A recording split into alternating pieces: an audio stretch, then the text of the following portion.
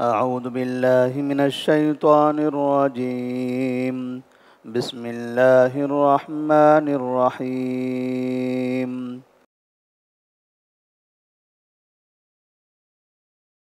قد كان لكم آية في فئتين التقتا، فئة تقاتل في سبيل الله وأخرى كافرة يرونهم مثليهم رأي العين، والله يؤيد بنصره من يشاء، إن في ذلك لعبرة لأولي الأبصار.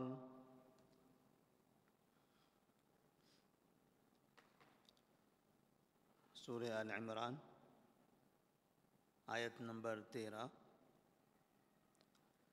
اللہ تبارک و تعالیٰ نے اس آیت میں جنگ بدر میں مسلمان اور مشرکین کے جنگ اور ان کے جنگ کے دوران کا ایک پس منظر بیان فرمایا ہے۔ جنگ بدر مکے والوں کی مدینے والوں کے خلاف پہلی جنگ تھی، جس میں اللہ تبارک و تعالیٰ نے مسلمانوں کو بڑی فتح عطا فرمائی تھی، اور مکہ کے بڑے بڑے سردار اس میں قتل کر دیے گئے تھے۔ نبی کریم صلی اللہ علیہ وسلم جس وقت ہجرت کر کے مدینہ منورہ تشریف لائے تو مشرکین مکہ نے باقاعدہ مسلمانوں کو مدینہ میں داخل ہو کر پریشان کرنے کی کوشش کی۔ تو اس درمیان میں ابو سفیان جو ابھی مسلمان نہیں ہوئے تھے، وہ ملک شام سے مکہ کی جانب ایک تجارتی قافلہ لے کر جا رہے تھے۔ تو مسلمانوں نے سوچا کہ اس تجارتی قافلے پر حملہ کیا جائے، اسے روکا جائے، اس لیے کہ یہ وہ لوگ ہیں جنہوں نے ہمارے گھروں کو لوٹا ہے اور ہمارا مال اپنے قبضے میں رکھا ہوا ہے مکہ مکرمہ میں، تو یہ لوگ کیسے ہمارے شہر سے سکون کے ساتھ، امن کے ساتھ یہاں سے اپنا مال، اپنی دولت لے کر جا سکتے ہیں؟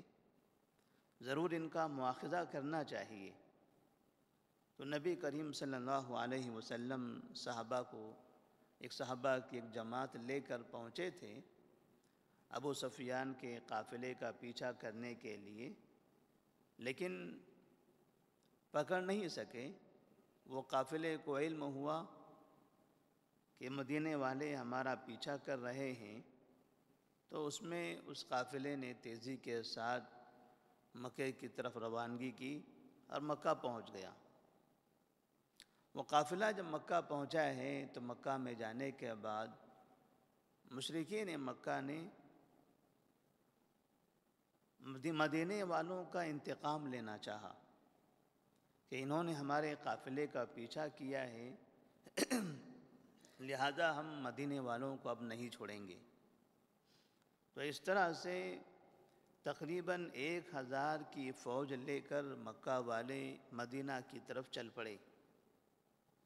بدر کے مقام پر مسلمانوں سے ان کا مقابلہ ہوا تھا، اس میں مسلمانوں کی تقریباً تعداد 313 تھی اور مکے والوں کی 1000۔ یہ جنگ ہوئی ہے۔ اس جنگ کے پس منظر میں اللہ تبارک و تعالیٰ فرماتے ہیں قد کان لکم آیۃ فی فئتین التقتا، تمہارے لیے دو لشکر کے سلسلے میں یا دو لشکر میں عبرت ہے، نشانی ہے۔ دو جماعتیں، ایک مسلمانوں کی اور دوسرے کفار مکہ کی، ان دونوں میں تمہارے لیے عبرت ہے، تمہارے لیے ایک نشانی ہے۔ التقطا، اس وقت جب یہ دونوں آپس میں لڑے تھے، جب ان دونوں کا آپس میں مقابلہ ہوا تھا، فئۃ تقاتل فی سبیل اللہ، ان دونوں میں سے ایک جماعت ایسی تھی جو اللہ کے راستے میں قتال کر رہی تھی، یعنی اس کا مقصد تھا اللہ کے دین کی حفاظت کرنا، مسلمانوں کی حفاظت کرنا، کلمت اللہ کو بلند کرنا۔ وَأُخْرَى كَافِرَةٌ، اور دوسری جماعت وہ کافر تھی، وہ اپنے کفر پر تھی، سرکشی پر تھی۔ يَرَوْنَهُمْ مِثْلَيْهِمْ رَأْيَ الْعَيْنِ، وہ انہیں اپنے سے ڈبل دیکھ رہی تھی۔ يَرَوْنَهُمْ مِثْلَيْهِمْ رَأْيَ الْعَيْنِ، وہ انہیں اپنی آنکھوں سے ڈبل دیکھ رہی تھی۔ یعنی جس وقت یہ مقابلہ ہو رہا تھا، مشرکین مکہ جب مسلمانوں کی تعداد دیکھتے تھے، حقیقت میں 313 تھے، لیکن انہیں ایسا لگ رہا تھا کہ وہ 2000 ہیں۔ مشرکین تو 1000 تھے، کفار مکہ 1000 کی تعداد میں تھے۔ جب وہ سامنے والوں کو دیکھتے تھے تو انہیں وہ ڈبل نظر آتے تھے، یعنی 2000 دکھائی دیتے تھے۔ اور بعض مفسرین نے لکھا ہے کہ انہیں 600 دکھائی دیتے تھے، یعنی 313 کے ڈبل دکھائی دیتے تھے۔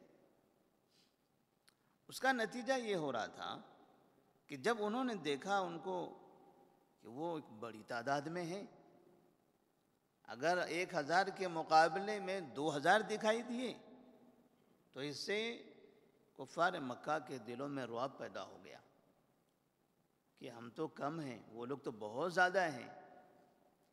تو جب سامنے کی طاقت زیادہ نظر آئے تو آدمی دل سے تھوڑی سی ہمت ہار جاتا ہے، کمزور پڑنے لگتا ہے، اور یہ دماغی اور دلی کمزوری ہی جنگ کے لیے نقصان دہ ہو جاتی ہے۔ مسلمان جب ان کو دیکھتے تھے تو مسلمانوں کو یہ ڈبل نظر آتے تھے، کفار مکہ وہ بھی ڈبل دکھائی دیتے تھے۔ تو وہ کس طرح ڈبل دکھائی دیتے تھے؟ اپنے سے ڈبل، یعنی مسلمان 313 تھے تو کفار مکہ انہیں 600 نظر آتے تھے۔ تو وہ سمجھتے تھے ڈبل ہے، کوئی بات نہیں ہے، ایک آدمی 2 کو تو آرام سے سنبھال لے گا۔ مشرکین کے لیے 1000 سے 2000 ڈبل یہ زیادہ تھا۔ ایک مشرک 2 مسلمانوں کو سنبھالے یہ ان کے لیے مشکل نظر آتا تھا، لیکن مسلمان جب کافروں کو دیکھتے تھے تو کافروں کی تعداد تو 1000 تھی، لیکن انہیں ایسا لگتا تھا کہ یہ 1000 نہیں ہیں، یہ لوگ 600 ہیں، اور 600 کوئی بڑی تعداد نہیں ہے، دگنا ہے، حالانکہ وہ 3 گنا تھے۔ جب وہ دیکھتے تھے کہ ہم سے ڈبل ہیں تو انہیں ان کے اندر ہمت پیدا ہو رہی تھی کہ یہ جنگ جیتنا ہمارے لیے آسان ہے۔ تو ایک طرف مشرکین کو ڈبل نظر آنے سے انہیں کمزوری لاحق ہو رہی تھی، اور مسلمانوں کو اپنے سے ڈبل دکھائی دینے سے ان کے اندر ہمت پیدا ہو رہی تھی، ورنہ حقیقت میں انہیں 1000 نظر آتے 313 کے مقابلے میں تو یہ 3 گنا تھا، اور 3 گنا بہت زیادہ ہے، لیکن انہیں 2 گنا نظر آ رہے تھے۔ تو اس طرح سے مسلمانوں کے اندر ہمت پیدا ہو گئی۔ نتیجہ بھی ایسا ہی ہوا کہ مسلمان بڑی ہمت سے لڑے، انہیں یقین ہو گیا کہ یہ ایک آدمی 2 کو آرام سے سنبھال سکتا ہے، لہذا ان کے لیے کوئی مشکل نہیں ہے۔ اس تصور سے انہوں نے جنگ کے میدان میں اپنی کامیابی دکھائی، اور مشرکین جب انہیں نظر آ رہا تھا کہ یہ ہم سے ڈبل ہیں تو وہ تو یہ سمجھتے تھے کہ ہم مسلمان کم ہوں گے، آرام سے ہم مار کے نکل جائیں گے، لیکن میدان میں آنے کے بعد ان کو ایسے نظر آیا کہ ہم تو 1000 ہیں، وہ 2000 ہیں، تو اس کی وجہ سے ان کے اندر رعب پیدا ہونے لگا۔ لیکن یہ ڈبل دکھائی دینا یہ صرف جنگ سے پہلے تھا، جنگ شروع ہونے سے پہلے جب دور دور ہوتے ہیں، جب قریب آ گئے، آمنا سامنا ہونے لگا، تب وہ حقیقت سامنے، جو حقیقت ہے وہ حقیقت نظر آنے لگی۔ جس طرح سے ہم دوپہر کا وقت ہوتا ہے اور روڈ پر چلتے ہیں تو بہت دور سامنے کی طرف پانی نظر آتا ہے، پیدل جا رہے ہوں یا گاڑی پر جا رہے ہوں تو روڈ پر نظر آتا ہے کہ سامنے پانی ہے، قریب پہنچتے ہیں تو وہاں پانی نظر نہیں آتا، بہت پانی دور چلا جاتا ہے، ایسا لگتا ہے آگے پانی ہے، پھر وہاں پہنچتے ہیں، وہاں سے وہ غائب ہو جاتا ہے، پھر وہ آگے دکھائی دیتا ہے، نزدیک پہنچنے کے بعد حقیقت معلوم پڑتی ہے یہاں پانی نہیں ہے۔ اسی کو سراب کہا جاتا ہے، قرآن میں اس کو سراب سے تعبیر کیا ہے۔ تو ایسے ہی جب تک یہ دور دور رہے، دور سے دیکھ رہے تھے تو ان کو اپنے سے ڈبل دکھائی دے رہے تھے، اور جب یہ قریب قریب آ گئے تو وہ حقیقت میں جتنے ہیں اتنے ہی دکھائی دیے۔ لیکن چونکہ دور تھے تو ڈبل دکھائی دینے سے مسلمانوں کو لگا کہ وہ ان کی تعداد زیادہ نہیں ہے، تو وہ ان کو ہمت بڑھ گئی۔ 313 کم تعداد ہے 1000 کے مقابلے میں، اگر پہلے ہی زیادہ دکھائی دیتے تو شاید وہ ہمت ہار سکتے تھے۔ تو 313 کے مقابلے میں 600 دکھائی دے رہے ہیں تو ان کے اندر ہمت آ گئی اور انتہائی بہادری سے انہوں نے لڑائی کی۔ مشرکین کو 1000 کے مقابلے میں 2000 دکھائی دیے تو انہیں ایسا لگا کہ ان کی تعداد بہت ہے، وہ پست ہمت ہو گئے، اور جب دونوں کا آمنا سامنا ہوا تو اللہ تبارک و تعالیٰ نے مسلمانوں کی مدد فرمائی، کیونکہ اللہ تبارک و تعالیٰ نے وعدہ کیا ہے ان تنصروا اللہ ینصرکم ویثبت اقدامکم، اگر تم ایمان پر ثابت قدم رہو گے تب اللہ تبارک و تعالیٰ تمہاری مدد فرمائے گا اور تمہاری قدموں کو جما دے گا۔ قدموں کو جمانے کا مطلب اب آپ پیچھے نہیں ہٹو گے، آپ ایک مضبوط دیوار کی طرح مقابلے کے لیے سامنے کھڑے ہو جاؤ گے اور سامنے والا پیچھے ہٹتا چلا جائے گا، اور پیچھے ہٹنے کا مطلب ہوا اس کی کمزوری، اس کا ہارنا۔ ان تنصروا اللہ ینصرکم ویثبت اقدامکم واللہ یؤید بنصرہ من یشاء، اللہ تبارک و تعالی جس کو چاہتا ہے اپنی مدد سے نوازتا ہے، اللہ جس کی چاہے مدد کرتا ہے، اور اللہ تبارک و تعالیٰ نے مومنین کی مدد کرنے کا وعدہ کیا ہے کافرین کے مقابلے میں۔ مسلمان کبھی ہمارے ملک میں یا دنیا کے دیگر علاقوں میں جہاں پریشان ہیں وہ یہ سوچتے ہیں کہ اللہ تبارک و تعالیٰ نے تو مومنین کی مدد کرنے کا وعدہ کیا ہے، پھر مومنین کی مدد کیوں نہیں ہوتی؟ اتنے سال سے فلسطین کا مسئلہ حل کیوں نہیں ہوتا؟ مومن ہیں، مسلمان ہیں، وہاں پر یہودیوں سے مقابلہ ہو رہا ہے، ان کے ہاتھ میں کچھ بھی نہیں ہے، ان کے پاس ہر قسم کے ہتھیار موجود ہیں، تعداد ان کی کم ہے، ان کی زیادہ ہے، تو مومن کی تعداد کم ہو تب بھی بڑی تعداد پر غالب آتے ہیں، جیسے جنگ بدر میں آئے تھے، تو وہاں ایسا کیوں نہیں ہو رہا ہے؟ ہمارے ملک میں ایسا کیوں نہیں ہوتا؟ کیوں مسلمان پریشان ہوتے ہیں؟ تو اللہ تبارک و تعالیٰ نے فرمایا وَأَنْتُمُ الْأَعْلَوْنَ إِن كُنتُم مُؤْمِنِينَ، اگر تم مومن رہو گے تب بلند رہو گے، مسلمان رہو گے تو بلند رہو گے نہیں، مومن رہو گے۔ جب تمہارے پاس ایمان رہے گا، جو حقیقی ایمان، غیب پر ایمان، اور سب سے پہلا ایمان کیا ہے؟ اللہ پر ایمان۔ غیب پر ایمان میں ایمان کی جو تعریف ہے، ایمان کی تعریف میں پہلا ایمان اللہ پر ایمان ہے، اور دنیا میں مسلمان سب سے زیادہ کمزور اللہ پر ایمان میں ہیں۔ سب سے زیادہ کمزوری مسلمانوں کے پاس اللہ پر ایمان کے بارے میں ہے، دوسری چیزوں پر ایمان بہت ہے، اللہ پر ایمان کمزور ہے۔ اللہ کو مانتے ہی نہیں ہیں۔ ہماری گاڑیوں کے پیچھے لکھا رہتے ہیں یا فلاں المدد، یا فلاں المدد۔ مسلمان مدد ان سے مانگتے ہیں جو کبھی خود کی مدد نہیں کر سکتے تھے، جو خود بھی اللہ کی مدد کے محتاج رہے زندگی میں، مرنے کے بعد مسلمان ان سے مدد مانگ رہے ہیں۔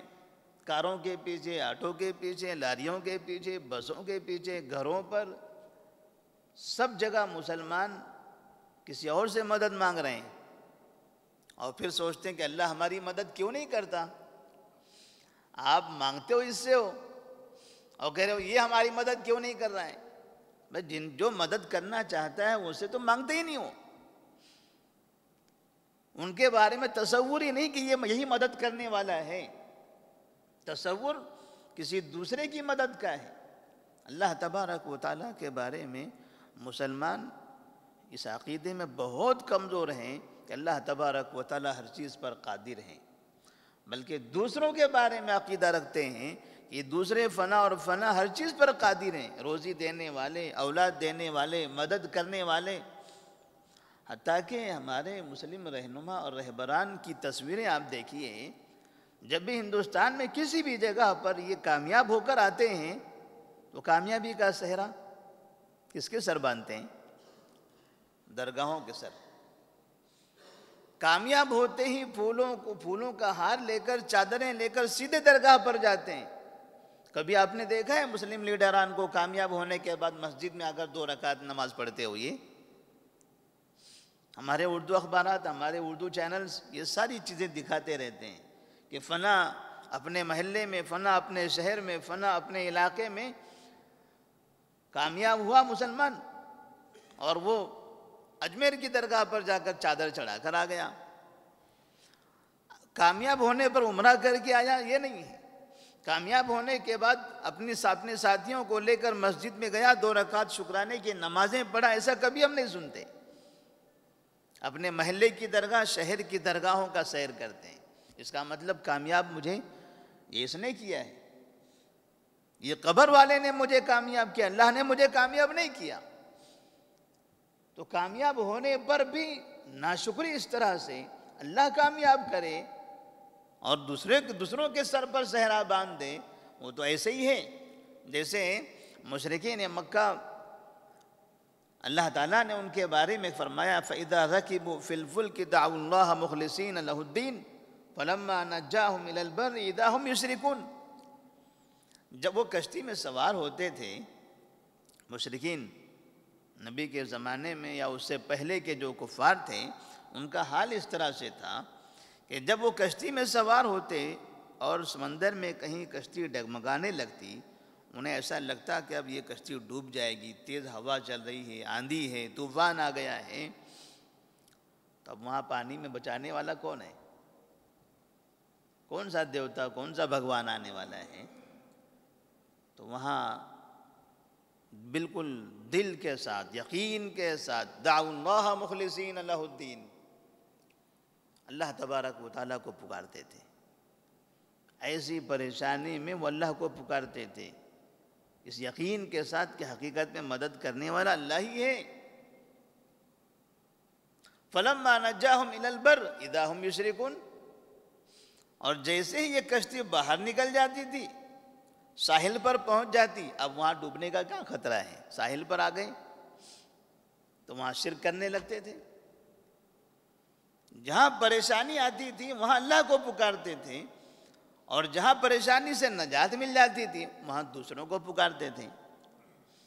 مسلمان جب پریشان ہوتے ہیں تب بھی غیر اللہ کو پکار رہے ہیں، اور جب خوشحالی آ رہی ہے، کامیابی مل رہی ہے، تب بھی غیر اللہ کو پکار رہے ہیں، اور پھر جب پریشانی آتی ہے تو پھر پریشانی کا ذمہ اللہ کے سر باندھتے ہیں۔ اللہ تعالیٰ ہمیں دیکھ نہیں رہا ہے، اللہ تعالیٰ ہماری مدد نہیں کر رہا ہے، اللہ تعالیٰ ہم پر رحم نہیں کرتا، اللہ اپنے گھروں کی، مسجدوں کی حفاظت نہیں کرتا۔ اتنے مسلمان مارے جائیں، اللہ تعالیٰ کو کیا دکھائی نہیں دے رہا ہے؟ تم نے کب دکھایا اللہ تعالیٰ کو؟ تم نے کب شکایت کی اللہ تبارک و تعالیٰ کے سامنے؟ تم نے کب مطالبہ کیا ہے؟ کب دعائیں کی ہیں؟ اکثر مسلمان تو ادھر ادھر بھٹک رہے ہیں، ہمارے علماء بھی اسی راستے پر جا رہے ہیں، تعلیم یافتہ لوگ، جاہل لوگ، پڑھے لکھے لوگ، رہنما اور چھوٹے بڑے ہر قسم کے لوگ اسی راستے پر جا رہے ہیں، جس کو دیکھو وہی دکان چلائے ہوئے ہیں۔ تو کبھی یہ نہیں کہتے یہ بابا اس نے مدد کیوں نہیں کیا ہماری، اس پر کبھی غصہ نہیں ہوتے۔ کامیاب ہو گئے تو پھولوں کا ہار وہاں چڑھاتے ہیں، ناکام ہو گئے تو کبھی غصہ اس کے اوپر نہیں ہوتے، غصہ اللہ پر ہوتے ہیں۔ غصے کا مظاہرہ اللہ کے خلاف کرتے ہیں، اللہ تعالیٰ نہیں دیکھ رہا ہے ہم کو، اتنے سال سے ہم دعائیں کرتے ہیں، اتنے سال سے ہم پریشان ہیں، ہماری مدد نہیں ہو رہی ہے۔ تو جس سے تم مدد مانگتے ہو جاؤ ان کو تھپڑ مارو، کیوں تم ہماری مدد نہیں کر رہے ہو؟ طواف کرتے ہو، ان کا سجدہ کرتے ہو، ان کے سامنے پھولوں کے ہار چڑھاتے ہو، چادریں چڑھاتے ہو، مدد مانگتے ہو صبح شام، ان سے جا کر پوچھو کہ آپ ہماری مدد کیوں نہیں کرے ابھی تک؟ لیکن جب پریشانی ہو ذمہ دار اللہ کو بناتے ہیں کہ اللہ تعالیٰ نے ہماری مدد نہیں کیا، مانگتے کس سے ہیں؟ کسی اور سے۔ اللہ تبارک و تعالیٰ فرماتے ہیں واللہ یؤید بنصرہ من یشاء، اللہ ہر کسی کی مدد نہیں کرتا ہے، جس کی اللہ تبارک و تعالیٰ چاہے گا اس کی مدد کرے گا۔ اور اللہ نے جو وعدہ کیا ہے وَأَنْتُمُ الْأَعْلَوْنَ إِن كُنْتُم مُؤْمِنِينَ إِن تَنْصُرُوا اللَّهَ يَنْصُرْكُمْ، اگر تم اللہ کی مدد کرو گے تو اللہ تمہاری مدد کرے گا۔ یہ شرط ہے، اللہ کی مدد ایسے ہی نہیں آ جائے گی، اللہ کی مدد اس وقت آئے گی جب اللہ کی مانو گے، اللہ کی عبادت کرو گے، اللہ سے مانگو گے، اللہ سے مدد کا مطالبہ کرو گے، تب اللہ تبارک و تعالی ہماری مدد فرمائے گا۔ اور جنگ بدر میں ایسے ہی ہوا، مسلمان کمزور تھے، کم تعداد میں تھے، ایمان مضبوط تھا، ایمان قوی تھا، اور ان کا ایک ہی مقصد تھا، مکہ شہر سے نکل جانا، مکہ شہر چھوڑ دینا، گھروں کو چھوڑ دینا، جلا وطن ہو جانا، نئے شہر میں جانا، پھر وہاں جنگ مول لینا، دنیا کو حاصل کرنا مقصد نہیں تھا۔ یہ سارا کام انہوں نے دین کی خاطر کیا ہوا تھا، کیونکہ جب شہر بھی چھوڑ دیا، شہر ہمارا تباہ ہو گیا، ہمارے گھر تباہ ہو گئے، اب مدینہ میں آئے ہوئے ہیں وہ لوگ، آ کر یہاں بھی ہم کو تباہ کر دیں گے، تو اتنے سے ہی مسلمان ہیں، اس کے علاوہ دنیا میں کوئی اور جگہ ایسی نہیں ہے جہاں مسلمان ہیں۔ اگر یہ چھوٹی سی تعداد ان کو بھی تباہ کر دیا گیا تو مسلمان کہاں رہیں گے؟ تو ان کا مقصد تھا دین کی حفاظت کرنا، اسلام کی حفاظت کرنا، تو اللہ تبارک و تعالیٰ نے ان کی مدد فرمائی۔ ان فی ذلک لعبرۃ لأولی الابصار، یہ جنگ سے متعلق تھوڑا سا اشارہ کرنے کے بعد اللہ تبارک و تعالیٰ فرماتے ہیں بے شک اس میں عقل مندوں کے لیے عبرت ہے۔ اس جنگ کے بارے میں، اس کا پس منظر، اس کی حالت یہ آپ سنو گے، پڑھو گے، اس پر غور و فکر کرو گے تو اس میں بہت سی نصیحتیں، بہت سے سبق ہمیں ملیں گے۔ ان فی ذلک لعبرۃ لأولی الابصار، جو آنکھ والے ہیں ان کے لیے عبرت ہے، جو دیکھتے ہیں دیکھنے والوں کے لیے عبرت ہے، جو آنکھیں اندھے ہو گئے اندھوں کے لیے کوئی جگہ نہیں، دیکھنے والوں کے لیے اس میں عبرت ہے، جو اپنی بصیرت سے، ایک دوسری آنکھ سے، جس کو سمجھداری کی آنکھ کہتے ہیں، ایسی آنکھ سے دیکھیں گے تو اللہ تبارک و تعالیٰ کے عجائبات ہمیں سمجھ میں آئیں گے، دکھائی دیں گے۔ تو اللہ تبارک و تعالیٰ سے دعا ہے کہ اللہ تبارک و تعالیٰ ہم تمام کو اللہ سے مانگنے کی توفیق عطا فرمائے، اللہ تعالیٰ پر ہی بھروسہ کرنے، اسی پر توکل کرنے کی توفیق عطا فرمائے۔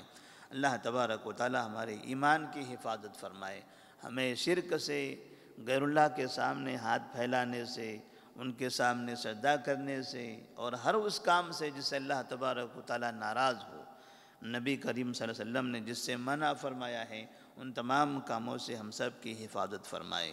والسلام علیکم ورحمۃ اللہ وبرکاتہ۔